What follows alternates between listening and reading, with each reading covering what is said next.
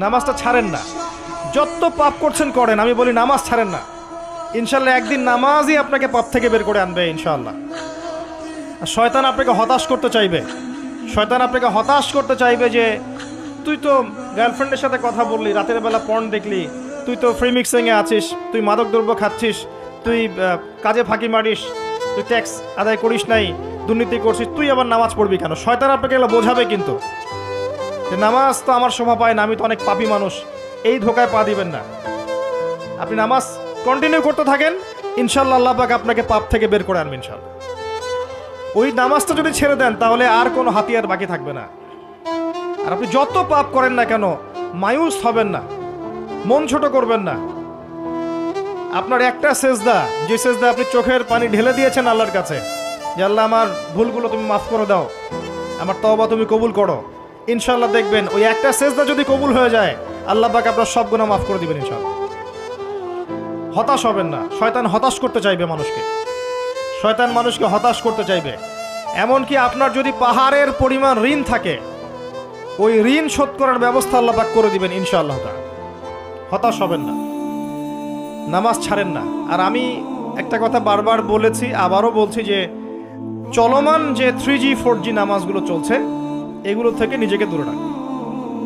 সব এখন ডিজিটাল, নামাজও ডিজিটাল। দেখা যায় যে 5 মিনিটের মধ্যে 4 রাকাত নামাজ শেষ মাশাআল্লাহ। ইমাম সাহেব যদি 10 মিনিট পড়ায় দেয় তাহলে তো তার চাকরি নট।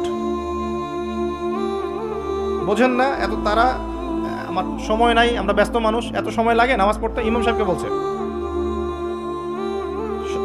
কমিটি ইমাম সাহেবকে চার্জ করছে, অথচ ইমামের উচিত তাদেরকে চার্জ করা।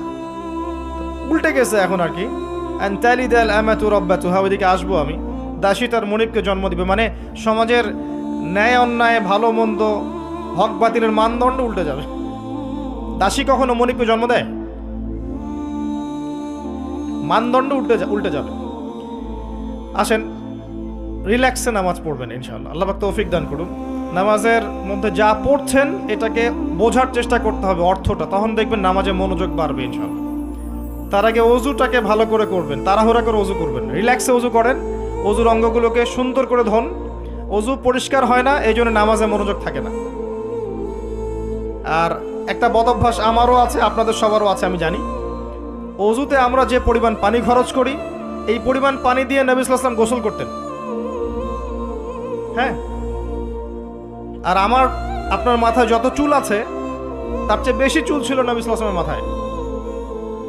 আপনার 2-3 জনের মাথায় যত চুল আছে তার চেয়ে বেশি চুল ছিল নবী সাল্লাল্লাহু আলাইহি ওয়াসাল্লামের মাথায়। তারপরেও তিনি অল্প পানি দিয়ে গোসল করে ফেলতেন। আর আমাদের দেখবেন যার ইমানের জোর যত বেশি